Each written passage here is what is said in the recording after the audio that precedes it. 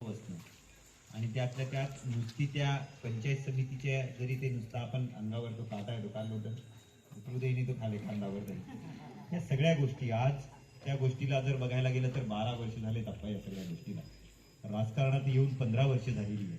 प्रत्यक्ष राजकारणामध्ये प्रत्येक गावागावात फिरणं, 3 विधानसभा हरणं आणि पडल्यानंतर सुद्धा लोकांच्या संपर्कात राहून त्याच पद्धतीचं काम करत राहणं ही साधी गोष्ट नसते.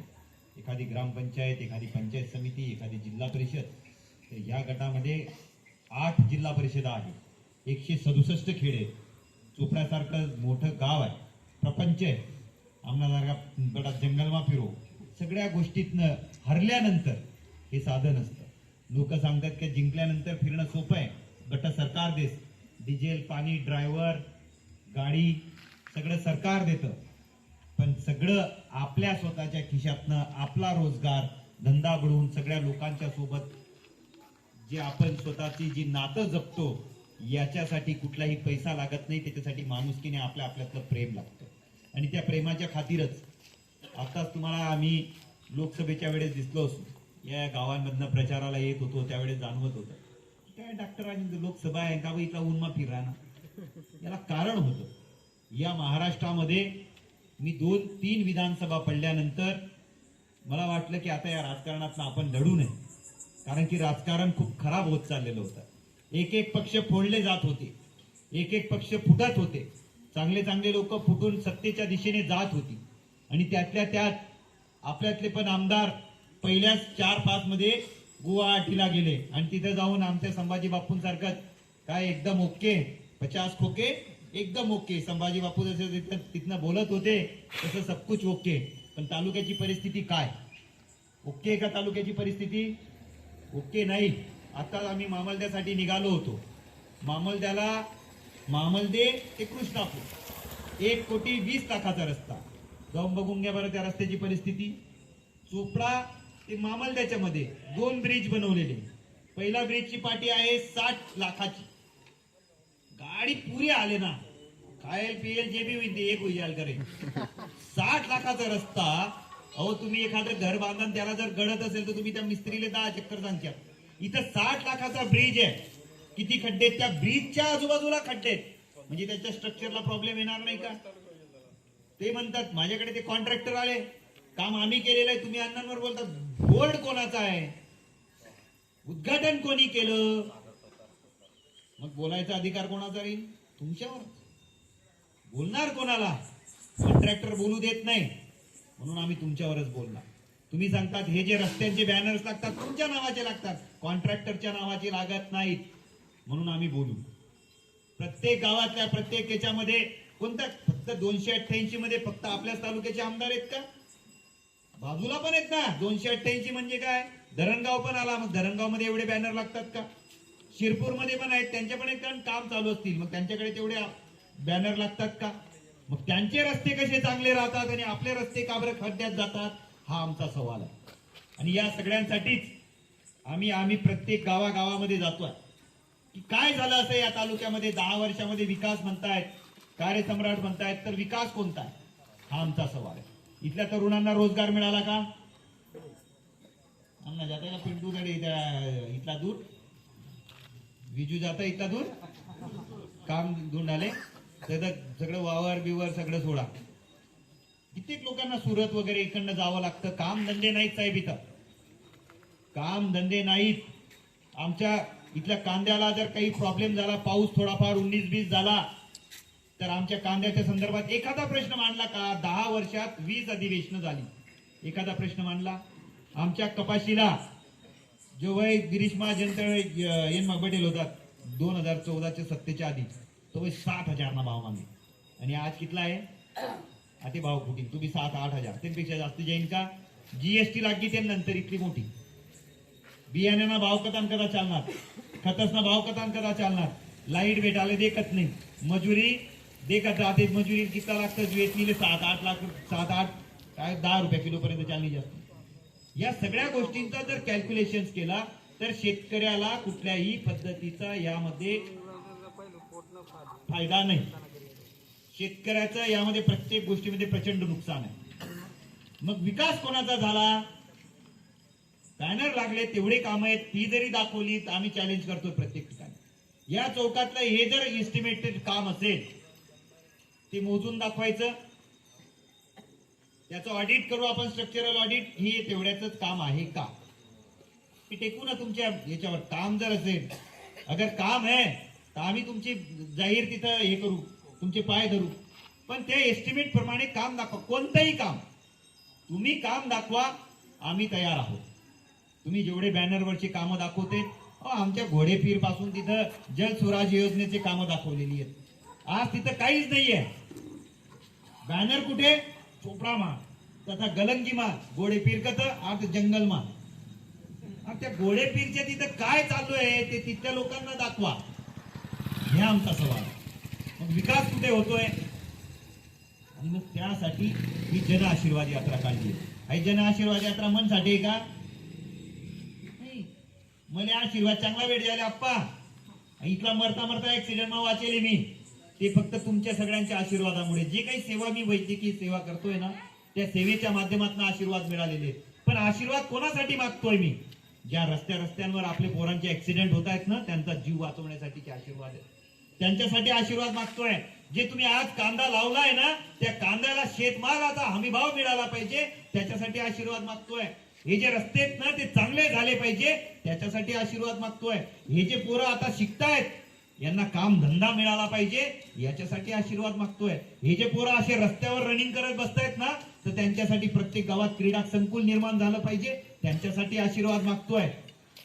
आणि ही लढाईची ताकद आहे. या 10 वर्षामध्ये काय झालं या तालुक्यामध्ये, हा विचार तुम्ही करायचा आहे.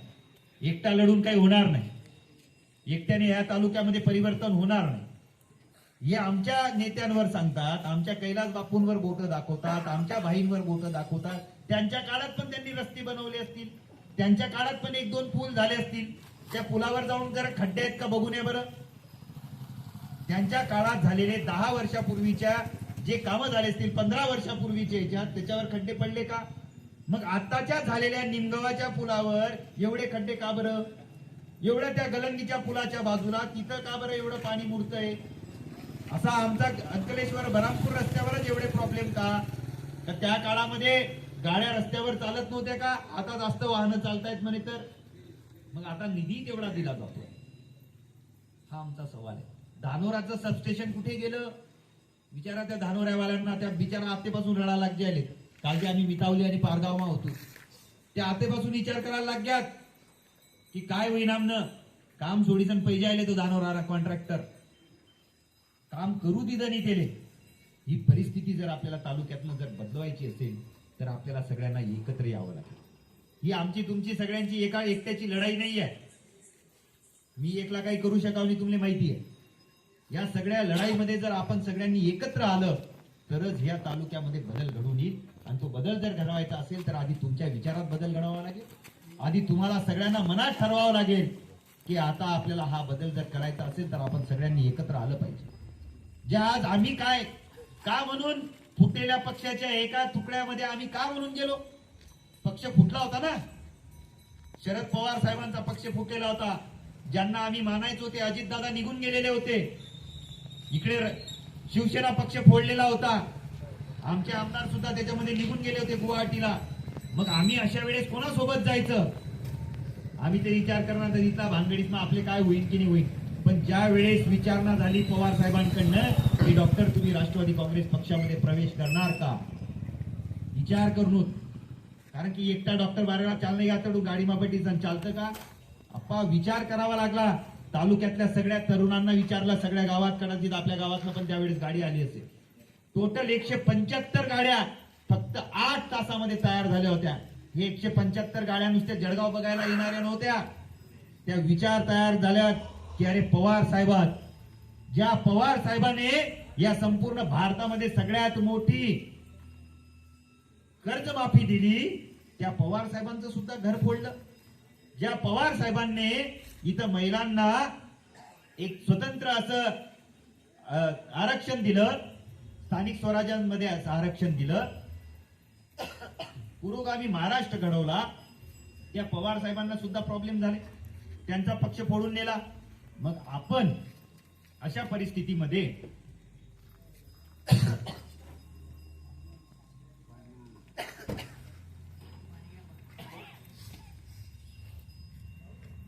अशा परिस्थितीमध्ये आपण पवार साहेबांसोबत का जावं या सगळ्या गोष्टींचा विचार केला. विचार करताना लक्षात आलं की आपल्याला लढायचंय ते वेळेस बघू. 4 ऑक्टोबर 2023 इलेक्शन भरपूर लांब होतं, पण ज्या माणसाने आपल्याला हाक दिलेली आहे, एक 85 वर्षाचा मनुष्य या महाराष्ट्रामध्ये फिरतोय. का बरं फिरतोय? तर हा महाराष्ट्र गद्दारांचा नाही आहे, हा महाराष्ट्र खुद्दारांचा आहे. हा महाराष्ट्र शिवाजी महाराजांनी अनेक गद्दारांना हाणून पाडून हा महाराष्ट्र परत उभा केलेला आहे, ते परत या जनतेला दाखवून देण्यासाठी. जर 85 वर्षाचा आमचा नेता जर यावेळेस लढायला तयार होत असेल, की ज्याचं घर फुटलेलं आहे, ज्याचा पक्ष फुटलेला आहे, ज्याचे नेते फुटलेले आहेत, मग आपण घरात बसून राहायचं का? कोणासाठी लढतात शरद पवार साहेब? या महाराष्ट्राचे मुख्यमंत्री होण्यासाठी का भारताचे पंतप्रधान होण्यासाठी? नाही साहेब, ते जर कोणासाठी लढत असतील ना, तर ते तुमच्या आमच्या सारख्या शेतकऱ्यांसाठी, तुमच्या आमच्या सगळ्या तरुणांना काम धंदा मिळण्यासाठी, या तालुक्याचा खऱ्या अर्थानं विकास होण्यासाठी ते प्रत्येक तालुक्यात प्रत्येक जिल्ह्यामध्ये जात होते. मग अशा वेळेस आम्ही फक्त हातमा सुई लिसन गयामा स्टेथो लिसन फक्त घरात बसून आपण आपला डॉक्टर की दवाखाना करणं योग्य वाटलं नाही. आणि म्हणून जेव्हा सगळ्या तरुणांना साथ दिली त्यावेळेस 175 गाड्या तयार झाल्या आणि एका दिशेने निघाल्या की खऱ्या अर्थानं आपल्याला परिवर्तन घडवायचं. आणि म्हणून ज्या वेळेस लोकसभेचं इलेक्शन होतं 45 डिग्री मध्ये 47 डिग्री मध्ये आम्ही अख्खा तालुका फिरत होतो. आपण ना माहीत भुजायच्या गावी, पण एकच होतं की तिकडे 85 वर्षाचा आमचा बाबा जर आज या वयामध्ये जर या महाराष्ट्रामध्ये बदल घडवण्यासाठी लढत असेल तर आम्ही तरुण आहोत, आम्ही शेतकऱ्यांची पोर आहेत, तर आम्ही सुद्धा लढलं पाहिजे या विचाराने आम्ही त्यावेळेस लढत होतो. काय झालं? निकाल एकदम वेगळा आला, पण तरी सुद्धा त्यांनी हार मानली का? तालुक्यातला निकाल फक्त वेगळा आला, महाराष्ट्राचा निकाल त्या माणसाने बदलून टाकलेला होता. जे सगळे दाखवत होते की इतने सीट आएंगे 48 मध्ये 45 मारून देऊ, 40 मारून देऊ, त्यांनी सगळे एक्झिट पोल खोटे ठरवले. त्यांनी निकाल दाखवला आणि निकाल महाराष्ट्राचा नाही तर पूर्ण भारताचा निकाल बदलला महाराष्ट्रामध्ये. कारण की हा महाराष्ट्र गद्दारीला कुठेही थारा देत नाही.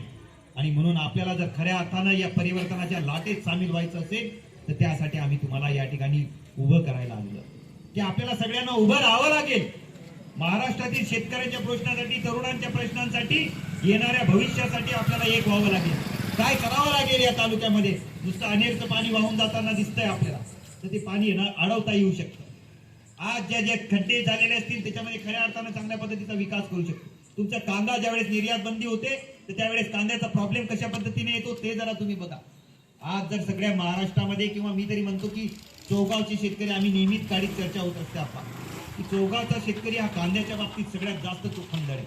आजूबाजूला आडावत आहे, लासूर आहे, तिकडच्या साईडला अजून यावल साईडला काही शेतकरी कांदा लावतात, पण इथला चौगावचा शेतकऱ्याचा जे दृष्टिकोन आहे हा कोणी हात धरू शकणारा नाही. परंतु नुकसान झालं तर आमचं वैयक्तिक नुकसान होतं. कोणी येतं का? नुकसान झाल्यानंतर कोणी आपल्याला वाली नसतो. मग त्यावेळेस एकदा तरी या 10 वर्षामधले इथल्या तालुक्याच्या, इथल्या शेतकऱ्यांच्या संदर्भात एखादा प्रश्न मांडलेला आहे का? विधानसभेत एखादा प्रश्न मांडला असेल तर तोही आम्हाला दाखवून द्या. मग विकास कुठे? या सगळ्या प्रश्नांना घेऊन आपल्याला जर लढायचं असेल तर हीच वेळ आहे. कारण की उद्या बसून चर्चा करायला वेळ राहणार नाही. आज मला विचारत होते की बापू आता मला दिसेल, दादा उमेदवारीनं फायनल आहे का? बापू दे काय जयंतीनंतर. बदल आवश्यक आहे या तालुक्यामध्ये. उमेदवारीचं काय असेल तिथे अरुणभाई साहेब असतील, कैलास बापू असतील, पवार साहेब असतील, जयंत पाटील साहेब असतील, ते त्यांनी ठरवावं उमेदवारी कोणाला द्यावी. आमचं काम आहे लढायचं. आमचं काम आहे या तालुक्याच्या परिवर्तनामध्ये सामील व्हायचं. आमचं काम आहे ज्या दिशेने आता महाराष्ट्र बदलतोय, हा पुरोगामी महाराष्ट्र खऱ्या अर्थानं जागा झालेला आहे, तर त्या यात्रेमध्ये, त्या परिवर्तनाच्या लाटेमध्ये आपण स्वतः एक असलं पाहिजे. या पक्षाचा कार्यकर्ता म्हणून माझं काहीतरी काम आहे आणि म्हणून मी ते सांगायला तुम्हाला आलेलो आहे. साहेब असंच काही होत नाही. 1 वर्षापासून प्रत्येक गावागावामध्ये, प्रत्येक माणसापर्यंत आम्ही पोहोचलेलो आहे. साध्या गोष्टींपर्यंत रोज तुम्हाला गावामध्ये बी माहीत पडत होईल. हा आज आमदार साहेब 2 घंटांकरता रेस्ट हाऊस मा यावे.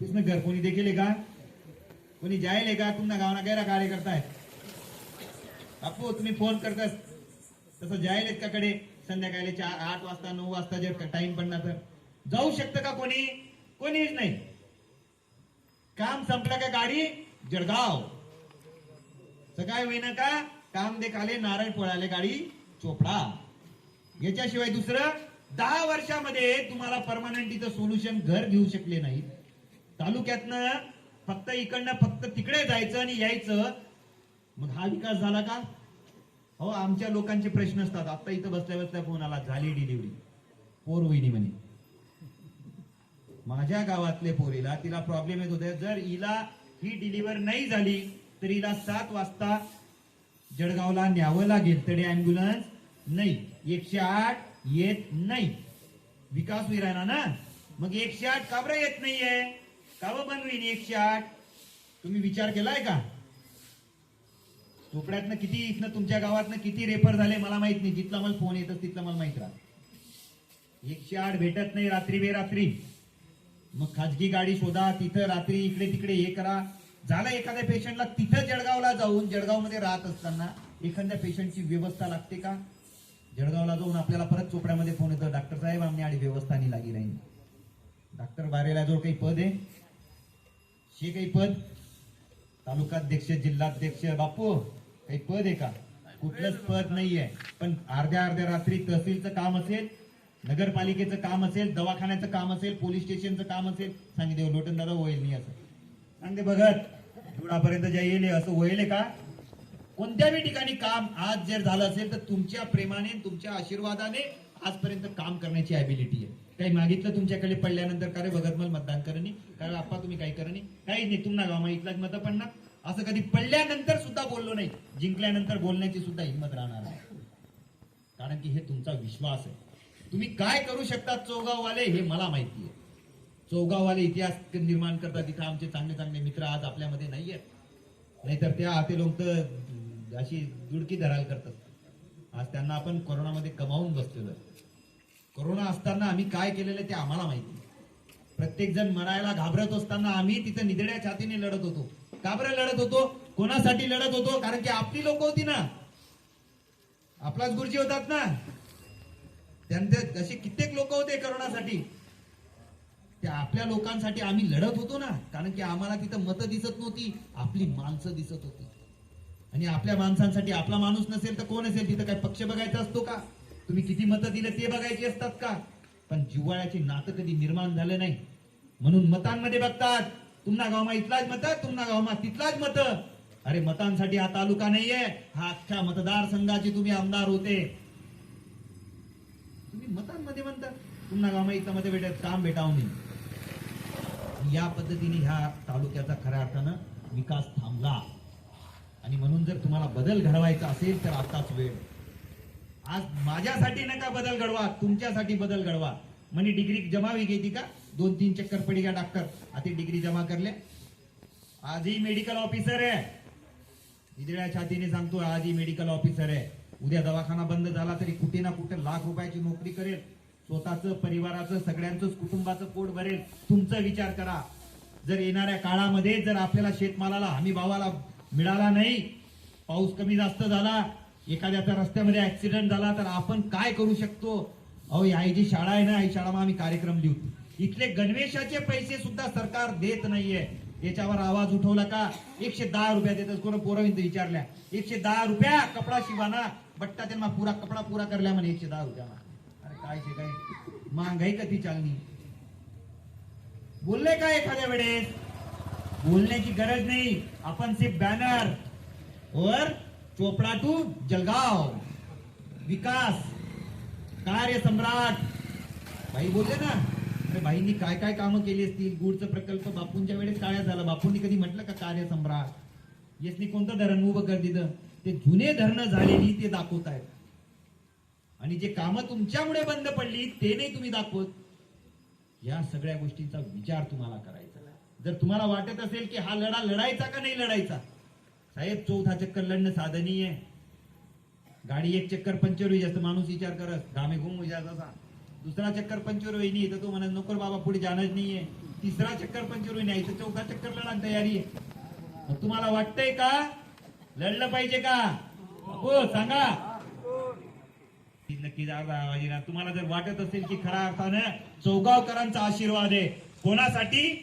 माझ्यासाठी नव्हे तर येणाऱ्या शेतकऱ्यांसाठी, येणाऱ्या इथल्या शेतकऱ्यांच्या पोरांसाठी, सगळ्यांसाठी, जर हे विधानसभेच्या परिवर्तनासाठी जर सगळे की आपण लढलं पाहिजे तर दोघा हा दाखवा मला सगळ्यांनी. मागे पटेल दिसत तोय वाटेन की खऱ्या अर्थानं आपण परिवर्तनाच्या लाटेमध्ये आपण सामील आहे. हा तुमचा खरा आशीर्वाद आहे. आशीर्वाद घेऊन हा इथल्या मतदारसंघाचा आवाज त्या विधानसभेमध्ये पोहोचला पाहिजे. तेव्हा वाटेल आपल्याला इथं आपल्या अनेरच्या याच्यावर आपल्याला सिंचनाचे प्रश्न आपले सुटतील बापू. त्यावेळेस तुमच्या ह्या किल्ल्यासाठी हे पोरं बाकीचे बरेच पोरं करतात की किल्ल्याला आमले पर्यटन स्थळ द्यायला पाहिजे. ते बिचारा तेच ना टोपल्या खांड्या येतात आणि तडे किल्ल्यावर जे काम करायचा प्रयत्न करतात. पण हे प्रश्न कधी सुटतील? आता विधानसभेमध्ये तर मांडलं पाहिजे. ते मांडणार कोणतरी आपल्यातलं पाहिजे की त्याला ह्या सगळ्या गोष्टी माहिती आहेत. आणि म्हणून तुमचा आवाज बनून आमदार बनणं नाहीये, पंचायत समितीमा बंद देतो असा लाल दिवाण गाडीमा फिरू का मी? नाही, आताही मोटरसायकलवर फिरू. सोडलं कशासाठी? त्या वैयक्तिक अडचणी होत्या. पण तुमच्याशी नातं सोडलं का? नाही सोडलं. तसा आमदार होईनू पडणू तरी कडे बट राहणू आपण पंचायत समितीचा सदस्य असतो तरी खालीच होतो जमिनीवर आणि आज पण. म्हणून आमदार बनायचं नाहीये. काय बनणं आपले? सालदार बनणं आई तालुकाना. कारण की असा सालदार की अर्धी रातले तुम्ही उठाडाल पाहिजे की डॉक्टर उठ. आणि आते शिट्टी वाजांनी नाहीये. काय वाजण नाही आपले? तुतारी. काबो वाजांनी तुतारी. साहेब तुतारी साधी सुधी नाहीये. तुम्हाला गावामध्ये तरी किल्ला आहेत. पवार साहेबांची विचार बघा तुम्ही. पवार साहेबांच्या समोर अनेक चिन्ह होते, पण पवार साहेबांनी काय घेतलं? तुतारी घेतली. तुतारी वाजवणारा माणूस बी लिदा. खरं दे काल घेऊ जाते तार पार चालू होतं प्रचार राही मतदान 11 11:30 वाजे घ्यात. आम्ही विचारूच मग खरं काय चालू आहे? अमोल तर उमरटीमा होता. अमोल म्हणे दादा काहीच समजी नाही ना, बट्टा बटणं दाबी राहणार म्हणे. लोक ते तुतारींनी समजी राहिनी म्हणे. कोणी म्हणे फेपाऱ्या, कोणी म्हणे पिंगाणी, कोणी काय म्हणे. पण साहेब आज तुम्हाला तुतारी सांगण्याची गरज नाही. कारण की पवार साहेबांनी तुतारी घेत असताना काय विचार केला की ज्या वेळेस फेपाऱ्या सांगणार मी तुम्ही विचार नका करावं. मी 12 भाषा बोलत गेला. आम्ही गिलाव जग चालू आहे की ना तर कोणा सापडावला आम्ही. बरोबर आहे की नाही? जुने सापड चुकार कोला कोला सापडावणार मग आमला आमना पळाना ना म्हणा लागेल लोक. मग ते म्हणे विचार करू नका. ऐराणी मराठी बिलाऊ तुम्हाला बेटा माहितीच. तर शरद पवार साहेबांनी तुतारी का घेतली की ज्या वेळेस महाराष्ट्र उभा करायचा होता आमच्या शिवाजी महाराजांना, तर त्यावेळेस कसं उभं करणार? सैन्य नाही, माहित नाही, काहीच नाही. सुरुवात कशी करणार?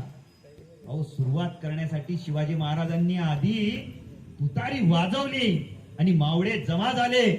ती तुतारी साहेबांनी घेतली की आज महाराष्ट्र विखुरलेला आहे. महाराष्ट्रावर आज अति आक्रमण झालेली आहेत. महाराष्ट्राच्या अस्मितेला दुखावलेलं आहे. महाराष्ट्र परत उभा करायचा आहे. महाराष्ट्राची अस्मिता निर्माण करायची आहे. आणि ज्या ज्या गद्दारांनी या महाराष्ट्राच्या याच्यावर घाला घातलेला आहे, विचार तोडलेले आहेत, त्यांना धडा शिकवायचा आहे. म्हणून साहेबांनी काय निवडली? तुतारी निवडली. तुतारी त्यासाठी निवडली की ज्या ज्या गद्दारांनी आपल्याला आज ज्या पद्धतीने वेदना दिलेल्या आहेत त्यांच्या विरोधात लढायला महाराष्ट्र उभा राहायला पाहिजे. म्हणून तुतारी वाजली पाहिजे. म्हणून त्यांनी तुतारी घेतली. ही स्वाभिमानाची तुतारी आहे. ही अभिमानाची तुतारी आहे. ही विजय खेचून आणणारी तुतारी आहे. आणि म्हणून 10 पैकी 8 जागा आपल्या महाराष्ट्रामध्ये या तुतारीच्या आल्या. आणि आता जी चूक आपण या लोकसभेमध्ये केलेली आहे ती परत करणार होऊ देणार आहेत का? आपल्याला दाखवून द्यायचं आहे पवार साहेबांना की साहेब आम्ही लोकसभा चुकाय गई होतो. तथा त्या दिंडोरीवाला लासलगाववाला बटास तयार होई जातेस ना, कांदा वांदा घेत आमना चोगावाला चुकाय जायला होता. ते या विधानसभेमध्ये चुकणार नाहीत. या विधानसभेला आम्ही जर कोणासोबत असू तर आम्ही तुटणार आहे. हा विश्वास आपल्याला पवार साहेबांना द्यायचा आहे. आणि म्हणून तुमचे आशीर्वाद मागायला आलेलो आहे. आज जर तुम्हाला निश्चित वाटत असेल तर वेळ कमी आहे. प्रत्येकाच्या जवळ मोबाईल आहे. आमचं स्टेटस घ्या ज्यामध्ये आमचे नंबर आहेत.